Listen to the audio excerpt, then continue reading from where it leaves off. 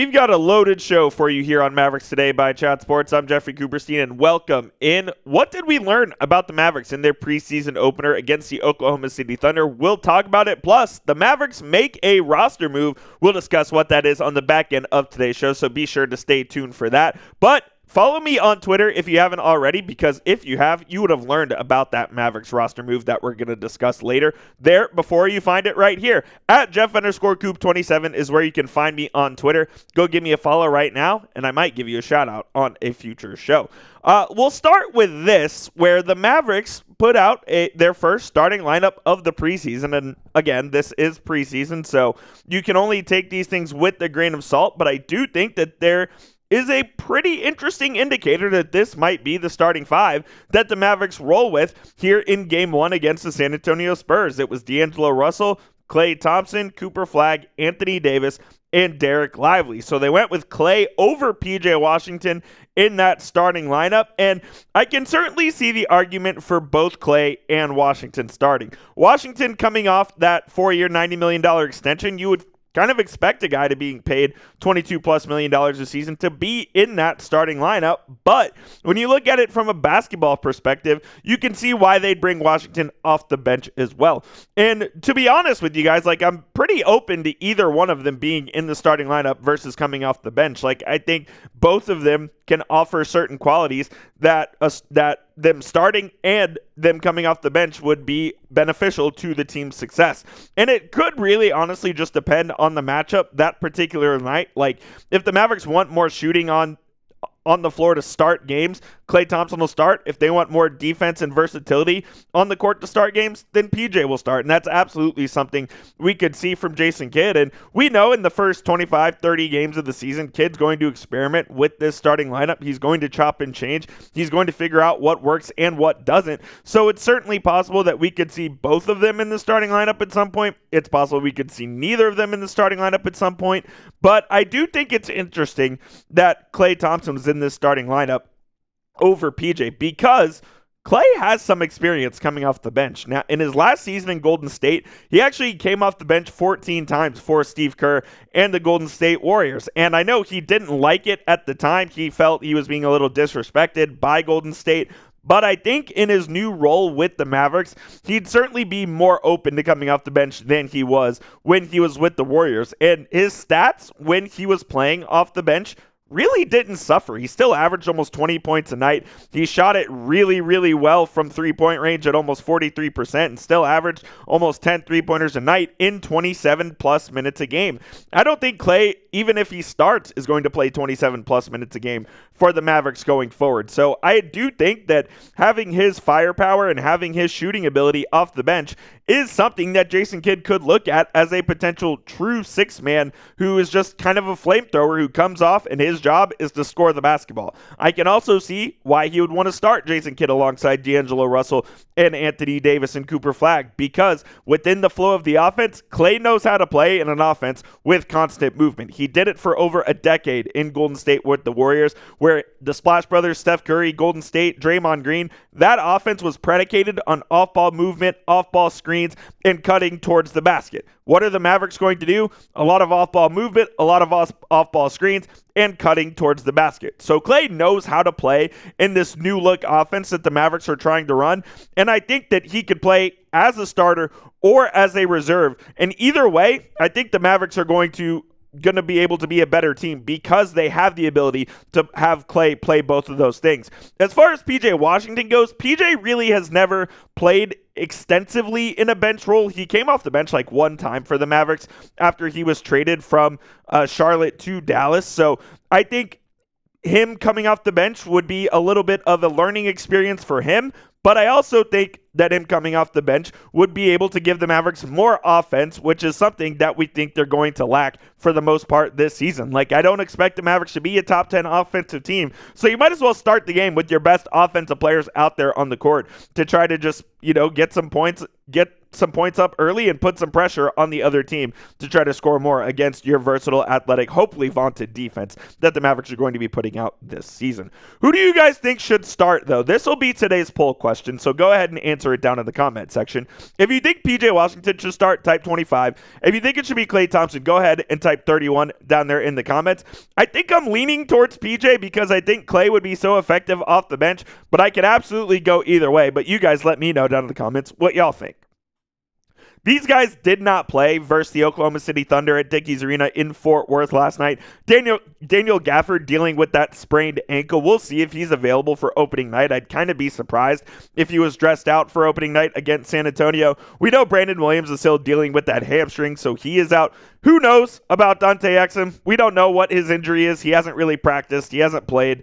It's the same shit with Exum, different year. So when he's available, I'll let you know. Until then, we'll just stop talking about him because he's never healthy. And then Dennis Smith Jr. also missed with an undisclosed injury or undisclosed reason. I don't even know if it's an injury or not, which is interesting because Jason Kidd said a few practices ago that Dennis Smith looked like an absolute star in practice. So interesting that he did not play in that first game. We'll see if Dennis plays on Saturday night in the Mavericks' second preseason game.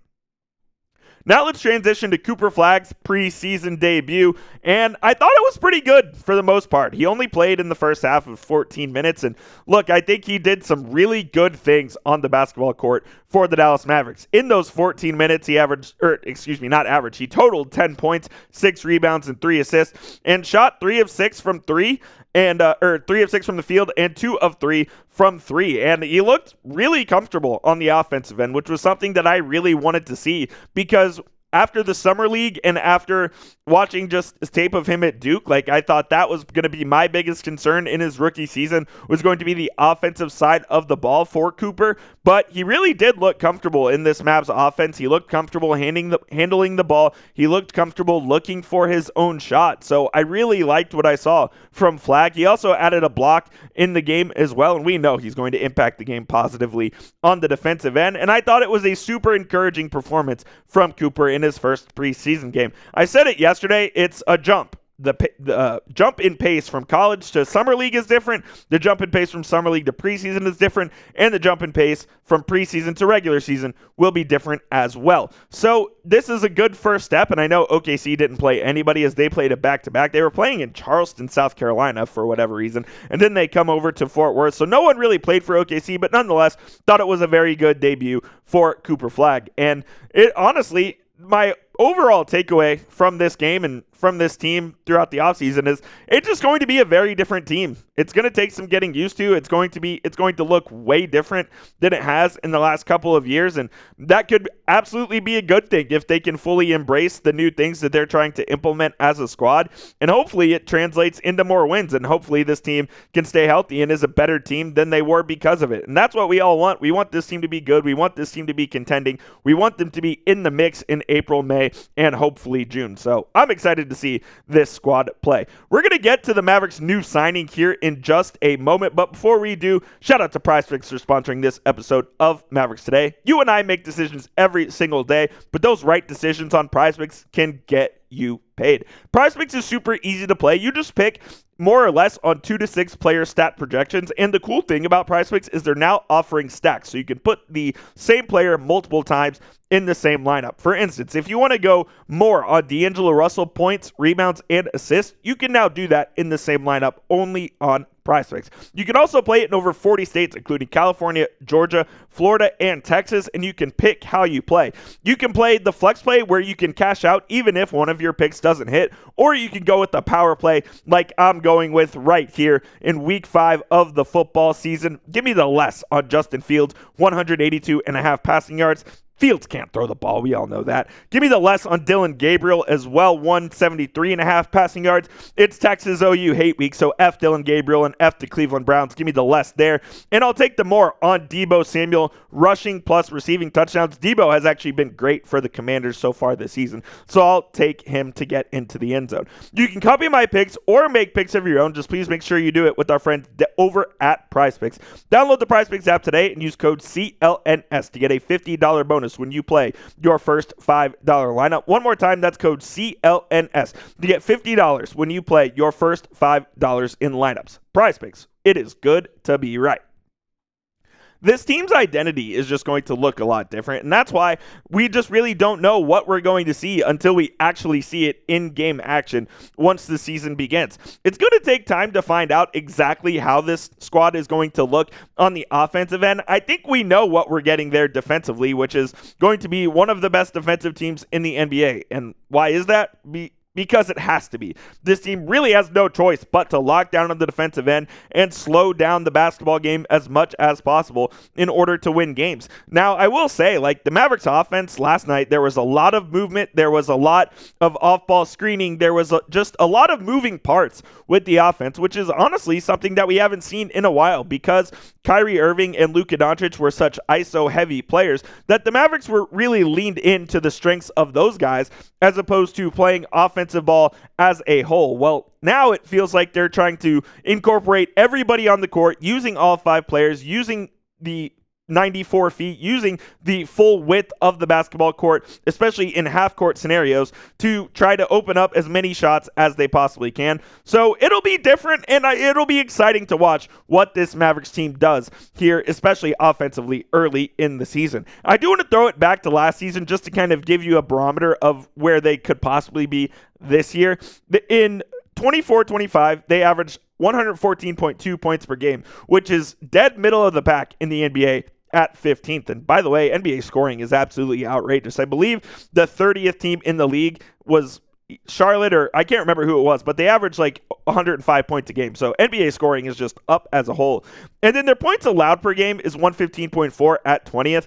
I fully expect that number to decrease and increase. So they'll give up less points per game and they will be higher up in the NBA rankings as far as points allowed per game.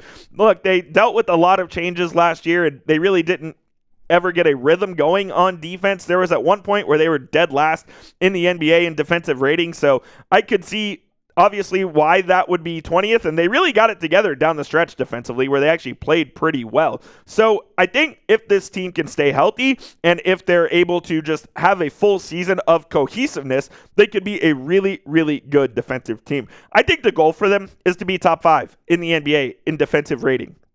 They need to go from 20th to about 5th to have a chance to compete this year. That's really where I see it, and that's where I think they're going to make their hay. That's where I think they're going to be able to beat teams, is just by suffocating them defensively.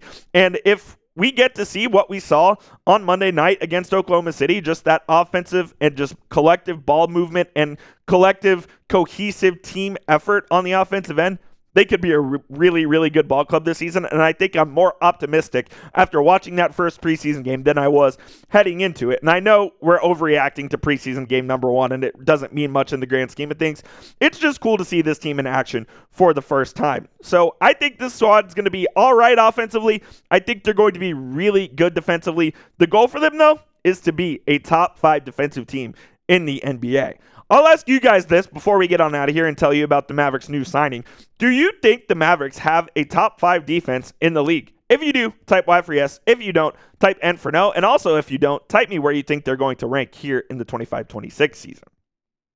So the Mavs made a roster move this morning just before we started filming. They announced that they have signed Dalano Banton to a preseason deal. This is not a two-way contract. This is just an Exhibit 9 or Exhibit 10 deal to get him in for the final 3 games of the preseason. And in a related move, the Mavericks did request waivers and release Matthew Cleveland, so they have his G League rights. And that is the goal with this signing of Dalano Banton as well, to get his G League rights. But Banton has played in quite a few games in the NBA, 216 games played to be exact, with 19 starts. He played with Portland, he's played with Toronto, and he's played with the Boston Celtics as well. The numbers aren't really going to wow you. I mean, he's really nothing special, but I think what this Mavericks team is trying to do is just trying to bring in as many veteran guards as possible to just try to give them as many options as they can, because they know they have to tread water for the first 45, 50 games of the season with Kyrie Irving out. And I don't believe Banton is eligible for a two-way contract, so you can't sign him there, but you could retain his G League rights, and maybe if you have an injury or have an emergency and you need to sign him, they could do that. Look, it's already a seemingly full roster here, so I don't think he's going to make this final 15-man roster by any means, but I do think that it's a decent look because they're bringing in Dennis Smith Jr., who hasn't played yet in the preseason, by the way. They're bringing in Dalano Banton. They brought back Dante Exum Jr. So they're trying, not Jr., I don't know why I said that, but they're trying to find as many veteran guard options as possible so they can have as many options available to them throughout the season before Kyrie comes back. So I like this signing. Matthew Cleveland was never going to make the team. Maybe he could sign that final two-way contract as well. That's possible, but I think they're going to end up going with the big man, Tamarion Sharp there. But that remains to be seen. And of course, when the Mavericks make that move and sign that final two-way contract, we will have you up to date right here on the channel. So hit that subscribe button at youtube.com/MavsTV, and also go hit that like button if you haven't already. We'll see you guys soon here with another episode of Mavericks Today. As always, let's go Mavs.